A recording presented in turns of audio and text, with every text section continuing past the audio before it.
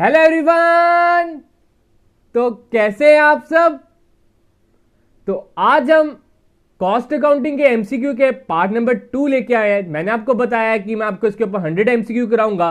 तो last video में हमने इसके फर्स्ट 20 एमसीक्यू कर लिए थे। होप कि आप सभी ने देख लिए होंगे। जिन्होंने नहीं देखा ऊपर आई बटन पे प्रोवाइडेड, आप उधर से देख सकते हो। आज हम नेक्स्ट 20 एमसीक्यू की बात करेंगे। तो स्टार्ट करने से पहले मैं बता दूं, मैंने आपको बताया था कि मंडे से हम नया टॉपिक स्टार्ट करेंगे, दैट इज टैक्सेशन। एक्चुअली उसका मटेरियल मैं बनाने में टाइम नहीं मिला, तो उस कारण इसको कल के लिए मैंने पोस्टपोन कर दिया। तो ट्यूसडे से मतलब कल से आपका टैक्सेशन टॉपिक भी स्टार्ट हो जाएगा। तो मैं चाहता था कि आपका एक भी दिन बर्बाद ना हो, तो इसलिए आज हम ले आए हैं पार्ट नंबर 2, जिसमें हम 20th क्वेश्चन के बाद की बात करेंगे, दैट इज 21st क्वेश्चन। ठीक है, पहला क्वेश्चन क्या बोल रहा है, an example of normal loss of material is. तो क्या पूछ रहा है, कह रहा है एग्जाम्पल ऑफ नॉर्मल लॉस। आपको सबसे पहले पता होना चाहिए नॉर्मल लॉस क्या होता है और नॉर्मल लॉस का उल्टा क्या होता है, दैट इज एबनॉर्मल लॉस, है ना। यही था, मैंने बताया था आपको। नॉर्मल लॉस वो होता है जो बिजनेस की नॉर्मल लाइफ में होना ही होना है, आप उसको टाल नहीं सकते हो। लेकिन एबनॉर्मल लॉस वो होता है जो once in a blue moon, आप कह सकते हो कभी कभार होता है, किसी एक्ट के होने के कारण होता है। ठीक है, तो हमने बताना है नीचे में ऑप्शन में से कौन सा नॉर्मल लॉस है जो होना ही होना है। ठीक है, तो पहला बोल रहा है loss due to accidents. Obviously बात है, एक्सीडेंट्स सालों में मैं कह सकता हूं एक बार ही हो गए, 5-6 सालों में कभी कभार। तो हम इसे क्या बोलेंगे, एबनॉर्मल लॉस है। तो ये वाला ऑप्शन इधर से कैंसिल आउट हो जाता है। सेकेंड है पिल्फरेज। पिल्फरेज क्या होता है, इसका मतलब होता है थेफ्ट, स्मॉल थेफ्ट, छोटी मोटी चोरियां। ठीक है, तो ये भी आप कह सकते हो कभी कभार ही होती है। ये तो नहीं कि रोज की रोज चोरियां होती हैं, आपका फैक्ट्री है उधर कोई वर्कर ने कुछ ऐसा किया एंड सो ऑन, ऐसा नहीं होता। तो बी ऑप्शन भी उधर से कैंसिल आउट हो जाता है। सी ऑप्शन में बोल रहे हैं loss due to breaking the bulk. अब आप क्या करते हो, जब बल्क मंगवाते हो, बड़ी सी एग्जांपल्स ऐसी बन जाती है, तो जब आप उसको खोलते हो तब ऑब्वियस ही बात है कुछ ना कुछ लॉस होता ही होता है। आप पेंट की एग्जांपल ले लो। ठीक है, आपने पेंट का बॉक्स खोला, आपने घर के लिए पेंट मंगवाया, तो पेंट का बॉक्स खुला तो थोड़ी सी ड्रॉप्स तो ऑब्वियस ही बात है गिरेंगे ही गिरेंगे। तो हम उसे कह सकते हैं it is abnormal normal loss. तो इसका राइट आंसर क्या रहेगा, C1। इसका राइट आंसर क्या रहेगा, C1। जब आप बल्क को, मैंने ये पेंट की एग्जांपल दी, और भी आप एग्जांपल ले सकते हो। जब आपका बल्क मटेरियल आता है, हमने एज्यूम करना होता है कि बल्क को जब हम खोलेंगे कुछ लॉस होने के चांसेस जरूर हैं। बड़े से ऐसे मटेरियल में चांसेस रहते हैं। जैसे कि एक को एग्जांपल लेता हूं, हमने एक ऑरेंज की पेटी ली, ये तो नहीं है उसके अंदर 10 किलो ऑरेंजेस है, तो 10 के 10 किलो साफ सुथरे निकलेंगे।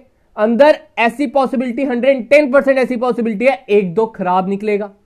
तो उसलिए हम कह सकते हैं वो हमारा क्या है, नॉर्मल लॉस। तो लास्ट वाला ऑप्शन भी एक बार पढ़ लेते हैं, loss due to careless handling. ये भी केयरलेस हैंडलिंग, अगर आप केयरलेस, कभी कभार ही आपकी केयरलेसनेस सामने आती है, तो ये भी कभी कभार once in a blue moon होगा। 22 क्वेश्चन की बात करते हैं।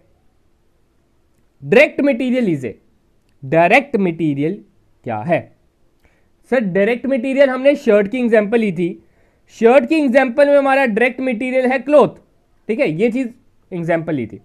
अब क्या बोल रहे हैं, डायरेक्ट मटेरियल क्या फिक्स कॉस्ट है, वेरिएबल कॉस्ट है, सेमी वेरिएबल है कि नन ऑफ अबव है। तो इसका आंसर क्या आ जाता है, it is your variable cost. जितना जितना शर्ट आपने बढ़ानी है उतना उतना आपको क्लोथ चाहिए, उतना उतना आपका एक्सपेंस बढ़ते रहेगा। एक शर्ट के लिए अगर 2 मीटर चाहिए तो 2 शर्ट के लिए 4 मीटर चाहिए, तो 3 शर्ट के लिए 6 मीटर चाहिए। तो वैसे ही आपका कॉस्ट भी बढ़ती रहेगी, है ना। फिक्स कॉस्ट तो नहीं है ये, तो इसलिए हम कह सकते हैं direct material is your variable cost. 23 question, thread in garment is an example of. Garment में जब आप थ्रेड का यूज करते हो तो वो आपका क्या है, direct material, prime cost, variable cost की इनडायरेक्ट मटेरियल। तो इसका आंसर आता है it is your indirect material.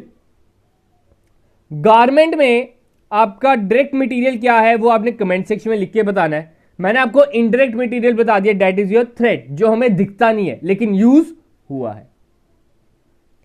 24 question, rent on own building is an example of.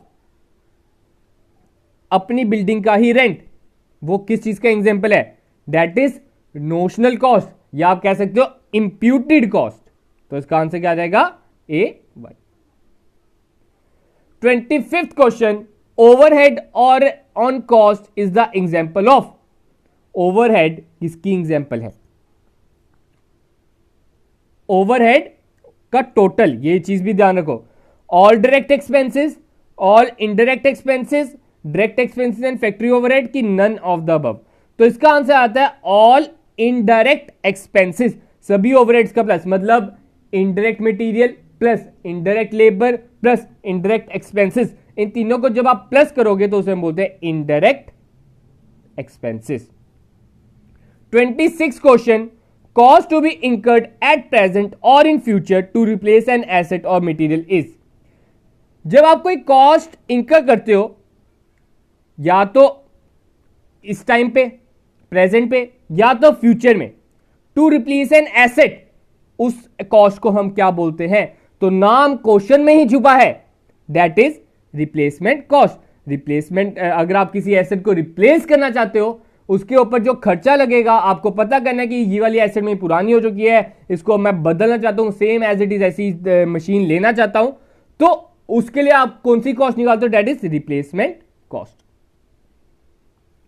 27 क्वेश्चन, change in cost due to change in the level of activity is called. Cost में change क्यों? Because of change of level of activity. आपकी activity का level change हो गया, मतलब पहले आप अगर 100 प्रोड्यूस करते थे, अब आप 200 यूनिट प्रोड्यूस करते हो, ठीक है? आपकी कॉस्ट ऑब्वियसली बात है बढ़ेगी। जब आप कम प्रोड्यूस करोगे आपकी कॉस्ट कम लगेगी, ज्यादा प्रोड्यूस करोगे तो ज्यादा लगेगी, और ज्यादा प्रोड्यूस करोगे तो और ज्यादा लगेगी। तो इसको हम क्या बोलते हैं? ये हमने टेक्निक्स में पढ़ा था, that is marginal costing. Marginal costing में ही आपके वेरिएबल कॉस्ट को दिया जाता है, प्रेफरेंस दी जाती है, और वेरिएबल कॉस्ट किस में आता है? मार्जिनल कॉस्टिंग में। तो इसका आंसर क्या रहेगा? Marginal cost. 28, which among the following cost are not useful for managerial decision making. ऐसा कौन सा कॉस्ट है जो मैनेजरियल डिसीजन मेकिंग के लिए काम नहीं आएगा? तो उसका आंसर है संक कॉस्ट। संक कॉस्ट मतलब जो पैसा डूब गया है, और मैनेजर्स जो हैं वो आगे की सोचते हैं, पीछे जो हो गया उसे भूल जाओ। तो इसका आंसर क्या रहेगा? Sunk cost. 29, the main objective of cost accounting is. Cost accounting का मेन ऑब्जेक्टिव क्या है? Is internal reporting. मैंने आपको बताया था जो कॉस्ट अकाउंटिंग है ये सिर्फ और सिर्फ इंटरनल से रिलेटेड है। अगर आप किसी दुकानदार के पास जाओगे, उसको बोलोगे कि तू अपनी कॉस्ट शीट दिखा, तू मुझे अपनी कॉस्ट अकाउंटिंग दिखा, तुझे ये कितने की कीमत पड़ी है, ये तुझे चिप्स 9 रुपए की पड़ी है, तू 10 की क्यों बेच रहा है, तो उसने आपको मार के बाहर निकाल देना है। मैंने बताया था। तो कोई भी अपनी कीमत नहीं बताता, वो बस बताता है आपने इतना का लेना है तो लो, नहीं तो छोड़ो, ठीक है? तो ये आपका इंटरनल फैक्टर है cost accounting. 30th question, cost accounting has developed due to dash of the financial accounting. बड़ा इजी क्वेश्चन है और ट्विस्टी क्वेश्चन है, आपको पता होना चाहिए कि क्या बोल रहा है इस क्वेश्चन में। Cost accounting has developed due to the dash of financial accounting. हमने फाइनेंशियल अकाउंटिंग पढ़ा था स्टार्टिंग में, पंचायत के टाइम भी पढ़ा था। फाइनेंशियल अकाउंटिंग की सबसे बड़ी लिमिटेशन यह है कि वो ना किसी चीज की कॉस्ट नहीं बता पाता। तो उसकी लिमिटेशन के कारण ही एक और अकाउंटिंग का जन्म होता है। उस अकाउंटिंग को हमने नाम दिया कॉस्ट अकाउंटिंग। तो हम कह सकते हैं it is developed due to the limitation of financial accounting. Financial accounting की लिमिटेशन के कारण ही ये कॉस्ट अकाउंटिंग बना है, ठीक है? तो अब हम बात करते हैं क्वेश्चन नंबर 31 की। तो 31 क्या कह रहा है? The method adopted by builders and civil engineering contractors for jobs involving huge capital expenditure and long time for completion is called dash costing. तो इसका आंसर भी आप देख सकते हो, आपके क्वेश्चन में ही छुपा हुआ है, that builders and civil engineering contractors कौन सा मेथड का फॉलो करेंगे कॉस्टिंग के लिए। तो इसका आंसर क्या आ जाता है? that is contract costing। चाहे इतनी बड़ी स्टेटमेंट लिखी थी लेकिन इसका आंसर बड़ा आसान है। बच्चे क्या करते हैं? ऐसे क्वेश्चन को देख के ही घबरा जाते हैं और उधर छोड़ देते हैं। तो घबराना नहीं होता, क्वेश्चन को ध्यान से पढ़ो, आंसर कभी कभी उसके अंदर ही छुपा होता है। नेक्स्ट आपका आता है bad debts is an example of. तो इसका आंसर क्या आ जाता है, तो इसके बारे में आपको सबसे पहले पता होना चाहिए बैड डेब्ट्स होते क्या। वो तो सभी को पता चल ही गया होगा कि बैड डेब्ट्स है क्या, बड़ी जगह काम आया बैड डेब्ट्स का। तो बैड डेब्ट्स आपके वो पैसा होता है जो डेटर्स ने देने से मना कर दिया है, आपका पैसा डूब गया है, मतलब कोई आपका पैसा खा गया है, तो उसे हम बोलेंगे बैड डेब्ट्स। तो बैड डेब्ट्स किसकी एग्जांपल है, तो वो आपको मैं बता दूं, उसका आंसर आता है that is selling overhead. OH का मतलब इधर ओवरहेड है, ठीक है। तो बैड डेब्ट्स आपका सेलिंग ओवरहेड आ जाता है। क्यों आ जाता है सेलिंग ओवरहेड, क्योंकि देखो फैक्ट्री ओवरहेड तो है नहीं, ये प्रोडक्शन में तो मदद नहीं कर रहे, बाकी ऑफिस का एक्सपेंस तो है नहीं। ये क्या हुआ, जब हमने बेचा उसके बाद हमें पता चला कि नुकसान होगा, तो उस कारण मैंने इसे आंसर रखा है सेलिंग ओवरहेड। तो जैसे कि लास्ट वीडियो में बड़े स्टूडेंट्स को डाउट आता था वेयर हाउस कैसे डिस्ट्रीब्यूशन ओवरहेड है, तो मैं उसका बता दूं। देखो वेयर हाउस का पहले आपको मीनिंग पता होना चाहिए, वेयर हाउस किस पर्पस के लिए यूज किया जाता है। वेयर हाउस उस पर्पस के लिए यूज किया जाता है, आप क्या करते हो, जब आपकी प्रोडक्शन हो जाती है, आपने सामान बना लिया, उसे आप वेयर हाउस में स्टोर करते हो, उधर से आप डिस्ट्रीब्यूट करते हो फॉर फर्म ए या फर्म बी को दे दी, फर्म सी को दे दी। सारा का सारा प्रोडक्ट आप खुद नहीं बेचते हो टू द कंज्यूमर्स, आपके आगे एजेंट्स हैं, आपने आगे आप एज ए होलसेलर हो, आप होलसेलर को बेचोगे, होलसेलर आगे रिटेलर को बेचेगा, रिटेलर आगे कंज्यूमर को बेचता है। तो एक तरह का उधर से आपने डिस्ट्रीब्यूशन करनी है, आपका जो प्रोडक्ट है वो प्रोड्यूस हो चुका है, तो उस कारण warehouse is your distribution overhead. Next बात करते हैं primary packing is a part of. तो वो बात कर रहा है प्राइमरी पैकिंग का। आपको पहले प्राइमरी पैकिंग के बारे में पता होना चाहिए। पैकिंग की 3 लेवल्स होती है, पैकिंग की 3 लेवल्स होती है, that is primary, secondary and tertiary, ठीक है। प्राइमरी पैकिंग आपकी वो होती है जो आपकी प्रोडक्ट के साथ ही रहती है। फॉर एग्जाम्पल आपकी टूथपेस्ट, ठीक है। टूथपेस्ट, क्या आप कभी दुकानदार के पास जाते हो, आप बोलते हो मुझे टूथपेस्ट दो, आपको हाथ में पेस्ट दे देता है, मतलब जो अंदर की पेस्ट होती है वो निकाल के देता है? नहीं, उसके ऊपर आपकी ट्यूब लगी होती है। तो उस जो वो ट्यूब है, बिना ट्यूब के तो आप टूथपेस्ट नहीं लोगे, वो जो ट्यूब है उसे हम बोलते हैं प्राइमरी पैकिंग। ट्यूब के बाद उसके ऊपर एक कार्डबोर्ड चढ़ा होता है, टूथपेस्ट के ऊपर एक कार्डबोर्ड चढ़ा होता है, उसे हम बोलेंगे सेकेंडरी पैकिंग। और टर्टियरी पैकिंग जो होती है उसमें आपका आ जाता है जब आपका बल्क में सामान जाता है, आप कह सकते हो बड़े बड़े जो बॉक्सेस जिसमें 100-200 पीसेस आपके रहते हैं, उसे हम बोलेंगे टर्टियरी पैकिंग। तो इधर हमारी बात हो रही है प्राइमरी पैकिंग। तो प्राइमरी पैकिंग क्या है, तो primary packing should be your direct material, that is prime cost. तो ये आपका क्या रहेगा, प्राइम कॉस्ट। अगला आपका आता है आइडल टाइम इज ए। ये हमने लास्ट वीडियो में भी इसका एक क्वेश्चन आया था, लेकिन इस क्वेश्चन में थोड़ा सा अलग ट्विस्ट लाया। तो आइडल टाइम क्या था, आइडल टाइम हमारा वो था जिसमें हमें अलॉटेड जितना टाइम है और जितने टाइम में हम काम कर रहे हैं उनके बीच में डिफरेंस। तो हम कह सकते हैं the difference between time paid and time spent on the job, ठीक है। तो idle time is this, the difference between your time paid and time spent on job. आगे अब हम बात करते हैं which of the following is an example of direct worker. Direct worker की एग्जाम्पल मांग रहे हैं वो। तो आप सभी को याद होगा मैंने आपको एक डायरेक्ट वर्कर्स की भी एग्जाम्पल दी थी और इनडायरेक्ट वर्कर्स की भी दी थी। डायरेक्ट वर्कर्स आपके वो वर्कर्स होते हैं जो प्रोडक्शन करने में काम आती है, जिसमें वो मतलब जो हमें प्रोड्यूस करने में मदद करेंगे, उन्हें बोलेंगे हमारे वो है डायरेक्ट वर्कर। लेकिन जो हमें प्रोडक्शन में मदद नहीं करते, फॉर एग्जाम्पल योर फोरमैन, आप कह सकते हो आपका वॉचमैन, फोरमैन, स्वीपर, ये सब कौन हो गए, इनडायरेक्ट। तो इधर डायरेक्ट की बात हो रही है, तो इधर से ऑप्शन कौन सा बच जाता है, that is machine operator is your direct worker. Machine operator कौन है आपका, direct worker. Next question, he sum of a direct wages, sorry he नहीं है, ये द है, the sum of direct wages, direct expenses and overhead cost of converting raw material into finished product is called. ध्यान से समझिएगा, sum of direct wages, direct expenses and overhead cost of converting raw material into finished product. Raw material को finish product में बदलने के लिए उन सभी के सम को हम क्या बोलते हैं? That is known as conversion cost. ठीक है, आप इसे भी नोट डाउन कर लो, ये भी इंपॉर्टेंट है एग्जाम पॉइंट ऑफ व्यू से। उसको हम बोलते हैं कन्वर्जन कॉस्ट। कितनी हमारी कॉस्ट कन्वर्ट करने में, मतलब एक रॉ मटेरियल जो था उसको फिनिश प्रोडक्ट में बदलने के लिए हमारा कितनी कॉस्ट लग रही है, उसे हम बोलेंगे conversion cost. 37, which of the following is correct about normal cost? Normal cost के लिए क्या करेक्ट इंफॉर्मेशन दी है? तो आपको पता होना चाहिए नॉर्मल कॉस्ट है क्या। सर नॉर्मल कॉस्ट तो वो है जिसमें हमारा डेट टू, आप कह सकते हो कि ये लॉस हमारा होना ही होना है, इसको हम टाल नहीं सकते। तो पहला बोल रहा है इरेगुलर, ये तो ऑप्शन ही गलत हो जाता है इधर से, इसको हम इधर से कट कर देते हैं। नेक्स्ट बात कर रहा है, और देखो नीचे ऑल ऑफ दीज, तो ऑल ऑफ दीज को भी हम कट कर देते हैं। बचते हैं हमारे पास दो ऑप्शन। ठीक है, क्योंकि हमारा पहला कैंसिल हो गया तो ऑल ऑफ दीज भी कैंसिल हो गया उसके साथ ही। अब बचता है हमारा अगले option, charge to costing profit and loss account and part of cost of production.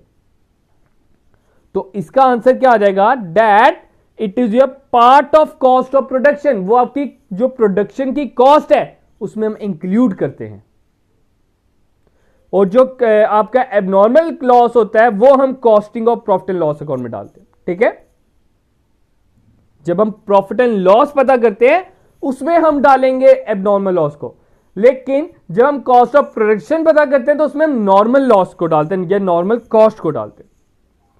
आगे बात करते हैं 38 क्वेश्चन की। Expired cost is recorded in. Expired cost मैंने आपको इसके बारे में बताया नहीं है, लेकिन मैंने आपको बता दूं, ये जो हमारी एमसीक्यू सीरीज रहने वाली है इसमें आपको बड़ी सी नई चीजें सीखने को मिलेगी, क्योंकि हमने स्मार्ट वर्क पे डिपेंड रहना है। ये नहीं मत सोचिए कि आप कह रहे हो कि इतनी बड़ी बुक है, आप इसको पूरा करके जाएंगे 2-3 नंबर के लिए, तो वो एक गुड डिसीजन नहीं होगा। तो बात करते हैं एक्सपायर्ड कॉस्ट क्या है। जैसे नाम बता रहा है, एक्सपायर्ड का मतलब क्या होता है? जो खत्म हो चुका है, एक्सपायर हो चुकी है। ठीक है, मतलब आप कोई भी खर्चा करते हो, क्यों करते हो? To get a benefit. Benefit पाने के लिए ही करते हो खर्चा, ऐसे तो नहीं करते खर्चा। अब वो खर्चा जिसका बेनिफिट खत्म हो चुका है उसको हम बोलेंगे expired cost. For example, salary of your employee. आप अपने एम्प्लॉय को सैलरी देते हो, कब देते हो? सर महीना खत्म होने के बाद हम उसे सैलरी दे देते हैं। तो आपने उसे महीना खत्म होने के बाद सैलरी दी, मतलब कि जितना आपने उससे काम लेना था महीने का ले लिया, अब जाके आप उसे पैसा दे रहे हो। एक तरह का वो खर्चा है, अब आप उसे कुछ रिटर्न में नहीं पा सकते हो। जितना आपने उसे सर्विसेज लेनी थी ले ली और उसका पैसा दे दिया, तो this is your expired cost. तो एक्सपायर्ड कॉस्ट आपकी आती है प्रॉफिट एंड लॉस अकाउंट में। तो इसका आंसर क्या आ जाएगा? Profit and loss account. अभी भी अगर समझ नहीं आया, नेक्स्ट क्वेश्चन में समझ आ जाएगा। नेक्स्ट क्वेश्चन कह रहा है अनएक्सपायर्ड कॉस्ट। इसका उल्टा, अनएक्सपायर्ड होता है जिसका बेनिफिट अभी पूरा नहीं लिया हमने। मैं कह सकता हूं, इसकी एग्जांपल है परचेज ऑफ फर्नीचर। आपने फर्नीचर खरीदा, आपने क्या किया? फर्नीचर खरीदा, यह भी आपकी कॉस्ट लगी आपकी। ठीक है, लेकिन इसका फायदा तो अभी मिलते रहेगा जितनी देर ये पूरी ऑब्सोलीट नहीं हो जाती, पूरी की पूरी खराब नहीं हो जाती, पूरे का पूरा ये फर्नीचर गल नहीं जाता, इसका फायदा तब तक हमें मिलता रहेगा। तो इसको हम कह सकते हैं it is your unexpired cost. तो ये आपकी फर्नीचर, हम पढ़ चुके हैं फर्नीचर आपका कहां पे आता है? That is in your balance sheet. ठीक है, अगली की बात करते हैं। Cost accountancy is considered an art because it. Cost accountancy को आप आर्ट क्यों बोलते हो, किस कारण? देखो, पहले मैं बता दूं, cost accountancy is your art as well as science. Art क्यों है? Because it requires necessarily ability and skills. इसमें आपको प्रॉपर एबिलिटी और स्किल्स चाहिए इस अकाउंटेंसी को करने के लिए। एनालिसिस चाहिए। इसमें हम कह सकते हैं कि practice makes a man perfect. इसके ऊपर आप प्रॉपर प्रैक्टिस करोगे तभी आप परफेक्ट होते रहोगे। जितना आपको इसमें एक्सपीरियंस मिलेगा उतना अच्छा रहेगा। तो उस कारण हम कहते हैं कॉस्ट अकाउंटेंसी एक आर्ट है। तो आज के हमारे 20 क्वेश्चन यही थे। 40 क्वेश्चन हमने पढ़ लिए हैं। होप कि आपको क्लियर होंगे, आपको कुछ समझ आ रहा होगा कि व्हाट इज कॉस्ट अकाउंटेंसी और कॉस्ट अकाउंटेंसी में आपको किस तरह के क्वेश्चन आ सकते हैं। अब मैंने आपको बताया था कि कॉस्ट शीट के ऊपर मैं आपको एक प्रैक्टिकल क्वेश्चंस भी कराऊंगा, तो वो भी मैं बहुत जल्द लेके आऊंगा। आपकी एक कोशिश करूंगा 5 सीरीज में से एक सीरीज आपकी वो प्रैक्टिकल बेस्ड क्वेश्चंस भी रहे, ताकि कोई भी आशंका ना रहे आपके मन में कि हाँ मैंने ये नहीं पढ़ा एंड सो ऑन नहीं पढ़ा।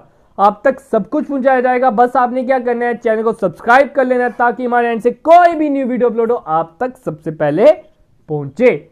अब हमारे जो कल से डेट इज ट्यूसडे से हम आपको मैं बता दूं आपको लेक्चर मिल जाएगा हमारे नए topic date is taxation. Actually अभी मैंने मटेरियल नहीं बनाया था, तो आज रात को मैं बैठ के उसके ऊपर मटेरियल बनाता हूं, तो कल आपको उसके ऊपर लेक्चर मिल जाएगा। तो गाइस आज के लिए हम अपनी वीडियो इतनी रखते हैं। होप कि आपको अपनी वीडियो अच्छी लगी होगी। अगर अच्छी लगी है तो लाइक करना ना भूले, सब्सक्राइब करना ना भूले, शेयर करना ना भूले। तो thank you guys, have a good day and enjoy your day.